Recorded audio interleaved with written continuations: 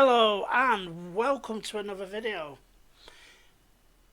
And well, let's just talk about 2022, shall we? I'm only going to talk about the films and TV that I've watched because that's all I can do, that's only fair. It started off badly with Halo. Halo was shocking. Now, I didn't play, I've never played any of the Halo games, but I knew what it was about. And what we got was absolutely shocking.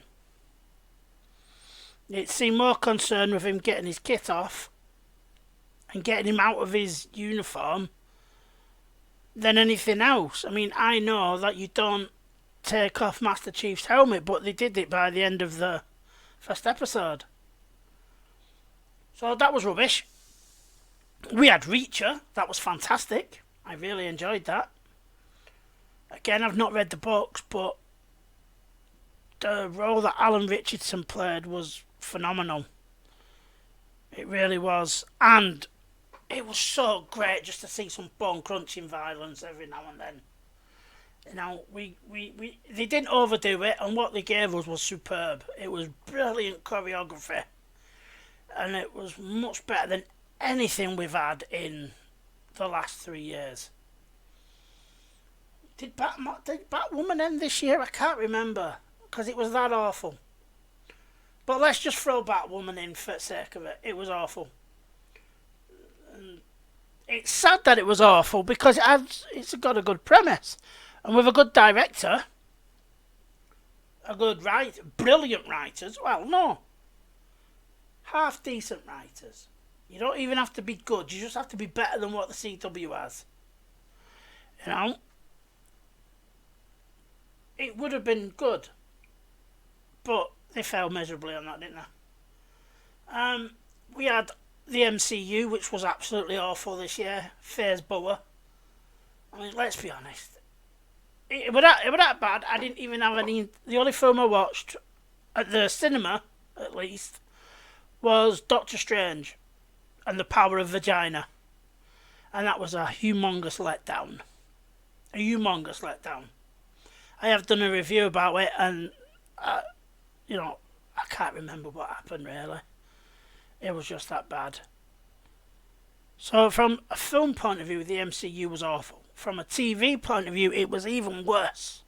I tapped out on Moon Knight, didn't bother with the Marvels, and She-Hulk, it wasn't even... Batwoman is bad, but funny bad. You know, you can find funny, silly things in Batwoman. She-Hulk was awful. It was a terrible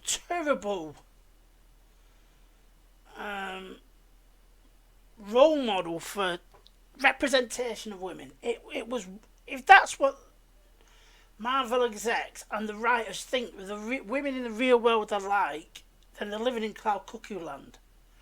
All the show did was glamorise getting smashed off your face and shagging everything that moves. Now, there are women like that, just as there are men like that, but it was awful. This was not a very good portrayal of women. I felt sorry for you. The less said about the Daredevil episode, the better. Now, a lot of people like this. I don't get me wrong, they didn't.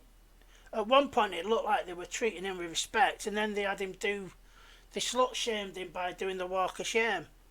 No man has ever done the Walk of Shame. And he owes a goal, and that's how it's seen. But, you know, they had to, didn't they? Because he's a man, which means he must be useless or rubbish. They set up what could have been an absolutely fantastic scene. And to subvert our expectations, they had She-Hulk crash through a ceiling, definitely killing people. Because, you know, she dropped concrete on their heads. And instead of an epic fight scene, we got that. You know, and the less said about the finale, the better. Where she had to she broke the fourth wall because they admitted it was a bad finale, and then changed it to suit her needs, and she became, you know, Amazon and just ordered whatever she wished, and she got it. You know, it was terrible. It was terrible, and you know. And then, we got Disney's attempt at Star Wars. The Book of Boba Fett was awful. It was key jangling. It was up there with the Bad Batch with What Do You Recognise This Week? It was... I grew bored of it and it was tedious. Sadly, the only good episodes, truly good episodes, well, half-decent episodes, were the ones starring The Mandalorian. And that's not how it should have been. And not only that was Book of Boba Fett boring, it was a bit of a bait and switch, because in the end, it was, Agent May who went and killed the crime bosses that betrayed him, is what, for want of a better word. They said they were going to keep their word and stay out of any fight, and they didn't. They actively helped. And it wasn't Boba Fett that did them in, it was Agent May. That was wrong. Shouldn't have gone down like that. Luke Skywalker was in it, and he was portrayed to be a right dick. Sorry, but he was. He was a right dick in that. Giving Baby Yoda, you can do this or this. If you choose this, piss off, was what he was tantamount to saying. So cheers for that. We then got Obi-Wan Kenobi, which was awful. It didn't have the cameos in that I thought it would, because I absolutely thought that, well, Ahsoka did end up. No, Ahsoka wasn't in that. I absolutely thought the Ghost Crew were going to be in and Ahsoka were going to be in. But they weren't, or at least unless the season 2 comes along. They shit all. Well, they didn't even mention Luke. Luke was a byword of the show. Obi-Wan's only job, his mission in life, was to protect Luke at all costs. And what does he do? He buggers off to numerous different planets in the search for Leia. This was all about Leia and how she helps him get his mojo back, because he thinks of a little girl. Obi-Wan Kenobi should never have lost his mojo. Now, in the comics, and in previous reviews I showed you the comics that I've got, and that Obi-Wan, yes, he doesn't get to train the boy, but he still watches over them. He protects the family from water pirates who go around stealing people's water supply. He still does his job. He doesn't use the Force as much, but he doesn't lose the skill. He doesn't lose the skill of using a lightsaber. Unlike in Obi-Wan Kenobi, which was, we had 2 fight scenes with Vader. Why? It's clear in A New Hope that they have not met each other since the final battle on Mustafar. But they had to put it in because it doesn't say anywhere that they didn't fight. So what did we get? We get Vader, who 1 minute can control fire and the next is afraid of it. We get a Benny Hill scene, almost, of Obi-Wan running away. We get Vader pulling ships from what we think are taking off, but he's not able to replicate it a second later. It's like his force bar has depleted too much and it needs to regenerate, like in the games. We got one scene where him and Anakin are sparring, but for some reason Anakin is still a Padawan but looks older, because he's still got the Padawan haircut. He's not the Jedi yet. And it was just awful. And then we had the final fight between him and Vader, where he gets his mojo back and he's super duper strong, like ridiculously strong. And that doesn't work either. And he says, he leaves Vader there and says, "Goodbye, Darth." Doesn't kill Vader when he should, because everything that happens now is Obi-Wan's fault. But the right is, I know some people say it doesn't change the show. It doesn't change the show, but it does. It fundamentally changes the show. You know? So that was rubbish. And then we got Andor, which was beautiful in every respect, but just full of walking and talking in hallways. I'll be right back. Hello, so I'm back again. I've let him out. Let him out upstairs. So yeah, you've failed as a writer, but they don't seem to accept it. Instead of accepting that their work is subpar and poor quality, what we had all year is studios attacking fans, and that's it. You're racist, you're homophobic, you're this, you're that. You know, we got it. It was feminist off Disney when it came to Andor, Obi-Wan Kenobi. It was venomous off them.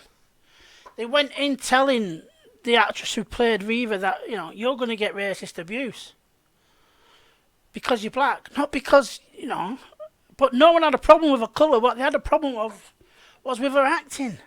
It was awful.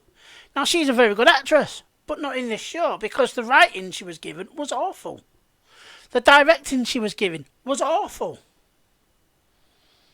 And yet it's our fault, and we've got this all year round. So we've had it from Resident Evil, we've had it with Willow, we've had it with Rings of Power, we've had it with The Witcher,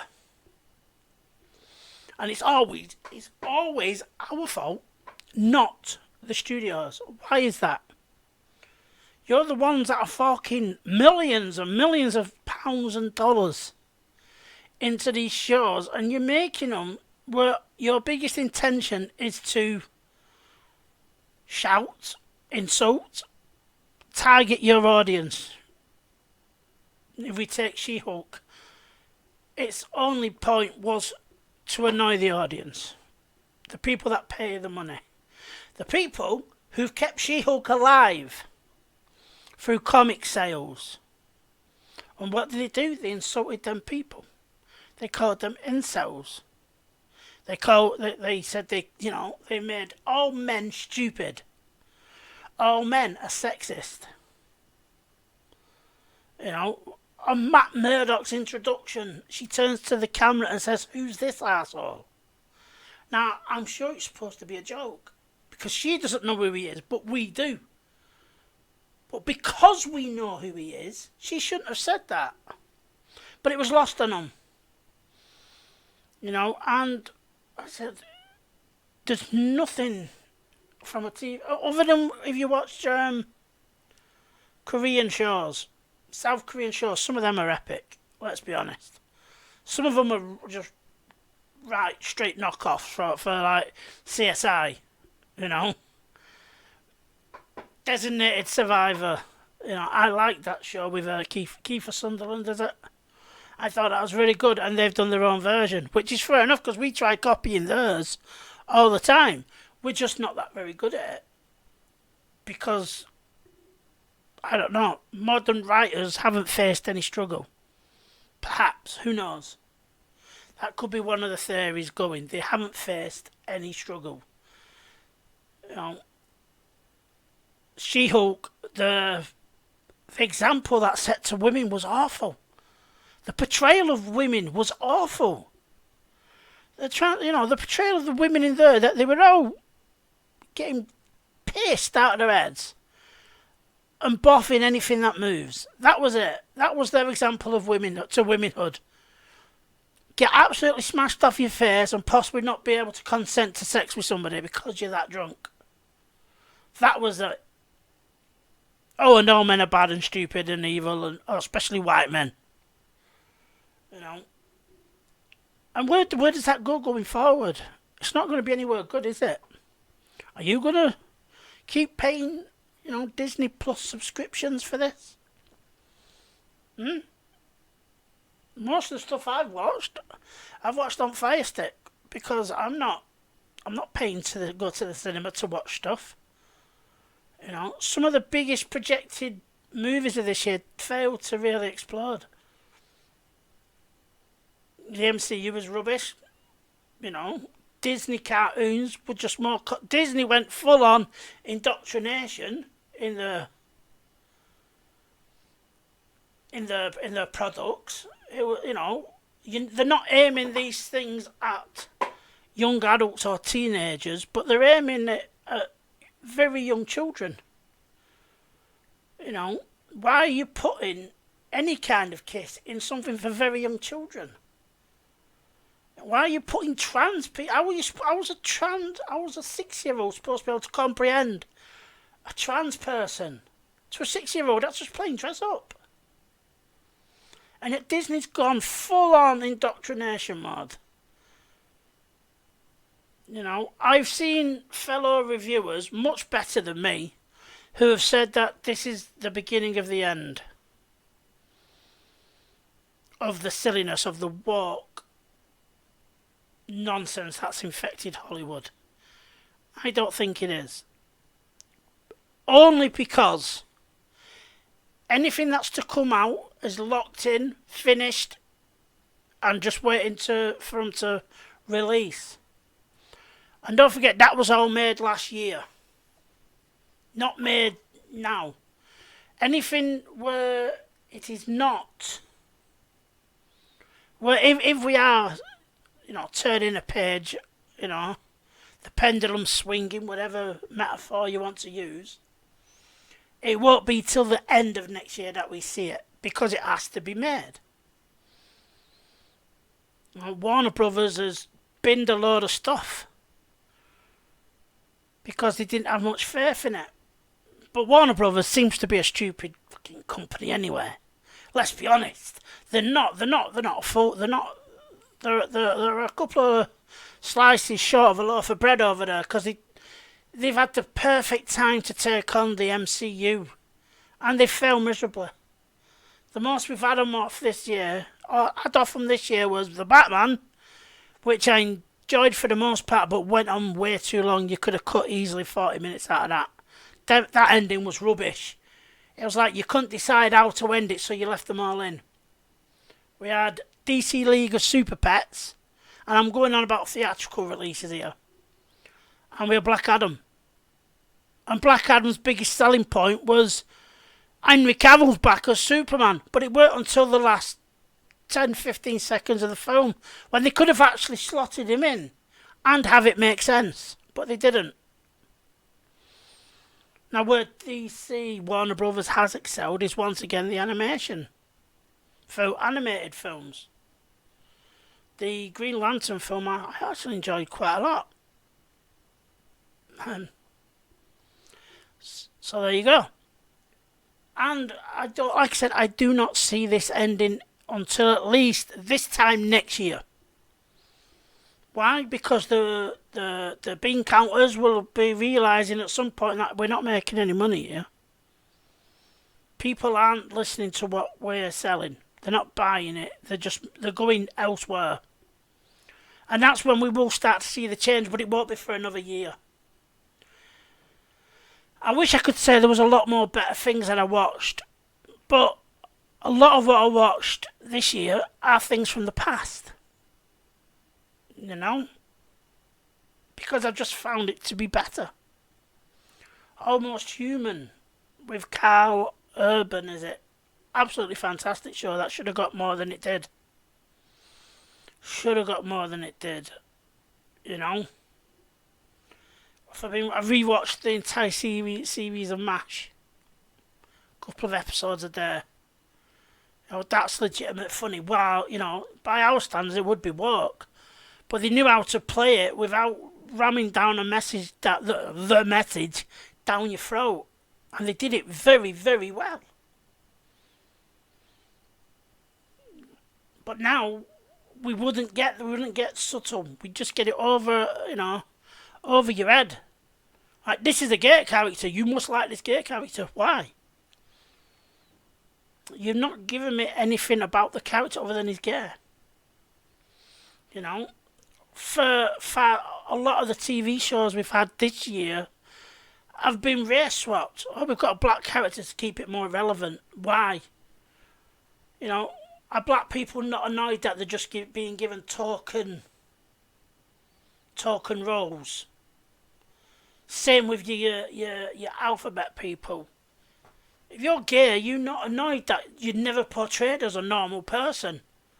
Every gay is super effeminate and, woohoo!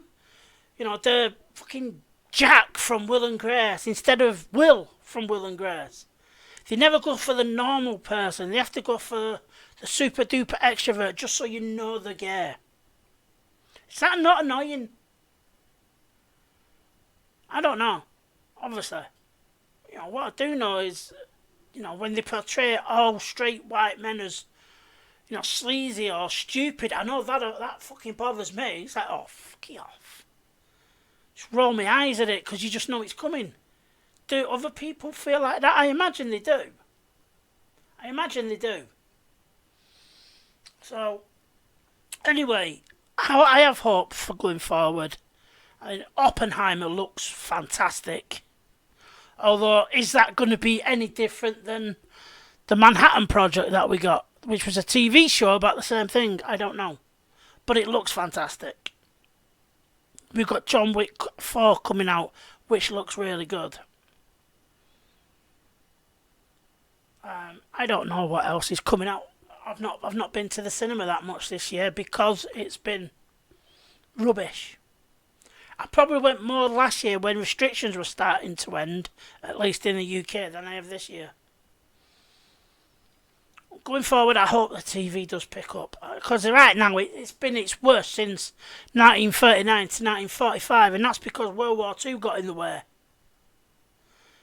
So hopefully, going forward, the studios start to realise, hey up, we want to start making money again, don't we?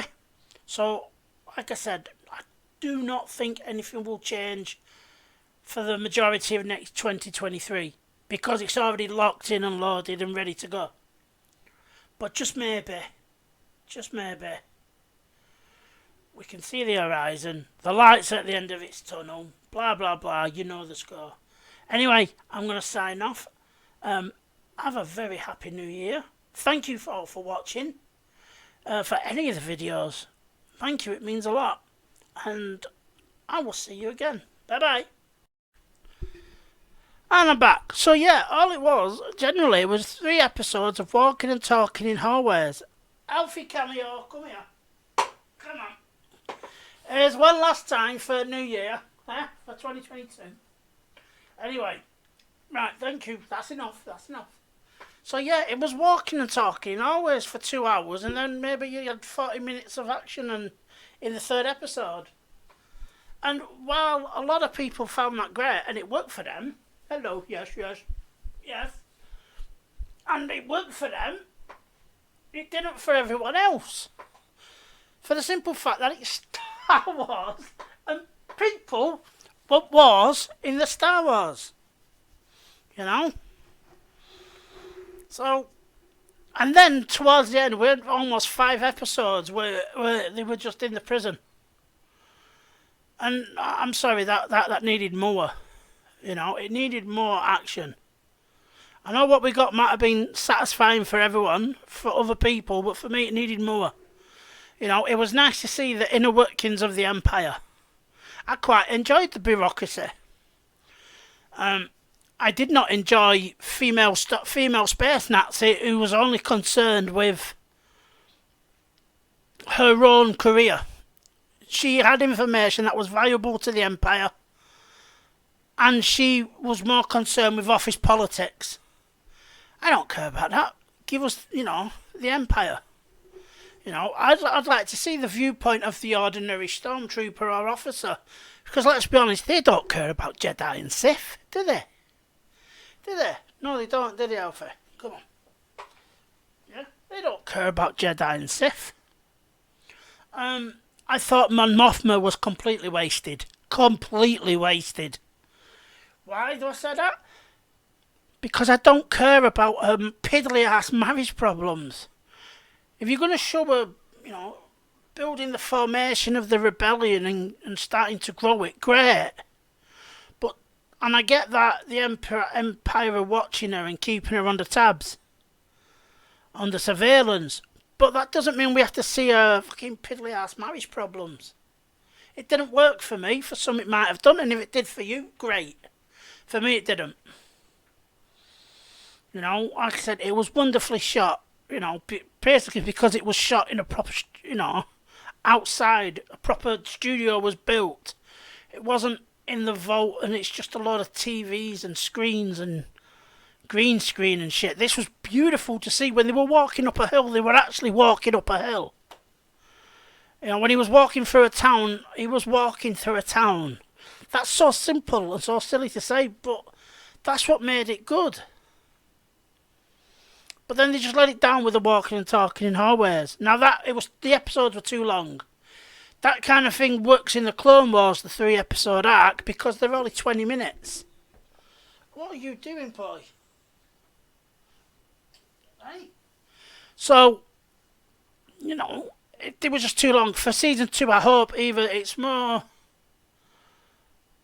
self-contained episodes, perhaps, with an overarching plot if you must, but for me, it just needed to be shorter. That was the best of the Star Wars that we got for 2022, and that's not saying much. Because even though it got some good reviews of people like Critical Drinker, and overall I did like it, it doesn't seem to have been viewed very much because it was the wrong show at the wrong time. Probably should have started with that. The more grander, more epic kind of TV show. Good.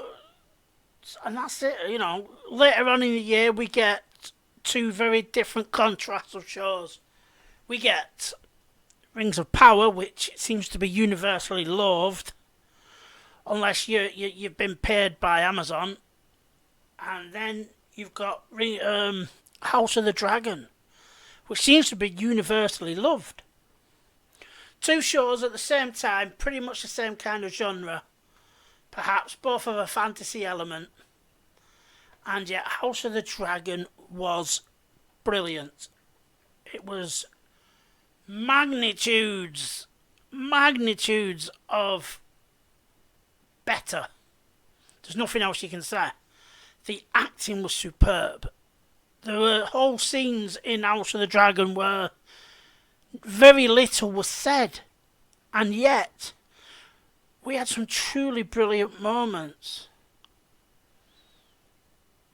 And then we had Rings of Power, which was more concerned with identity politics, diversity and inclusion, and putting forward that character's a gay. And that was it. That was their selling point. It wasn't, look at our show, it's brilliant. And let's not forget, House of Dragon was coming off the back of pretty much a disastrous last season. Oh, you're here again. Oh, what do you want? Come here. You're in the bloody... Sorry, people. He wants to go upstairs.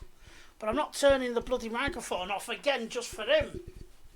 Anyway, so yeah, House of Dragon was coming off the back of a really bad season 8 of Game of Thrones, which seems to have been, universally loved again. Basically because it was rushed, let's be honest. I didn't have a problem with Arya Stark doing the Night King in, because we'd seen her training throughout the entire seasons in various disciplines, be it assassination or, whatever, sword fighting through the Hound. We saw all that. Hello, yes. So that didn't bother me. So we had them contrasts of the shows. And then going forward, we had Willow, which was more concerned with, we've got lesbians in it. Who cares? And then we had the Witcher origin story, which seemed to be more concerned with 2 men kissing for the first time. If them are your selling points of shows, if your main selling point isn't the action, isn't the script, isn't the writing, but someone's sexuality and identity, and that's all they have, is their sexuality and identity, you have failed as a writer. Alright? You've absolutely failed as a writer. One moment.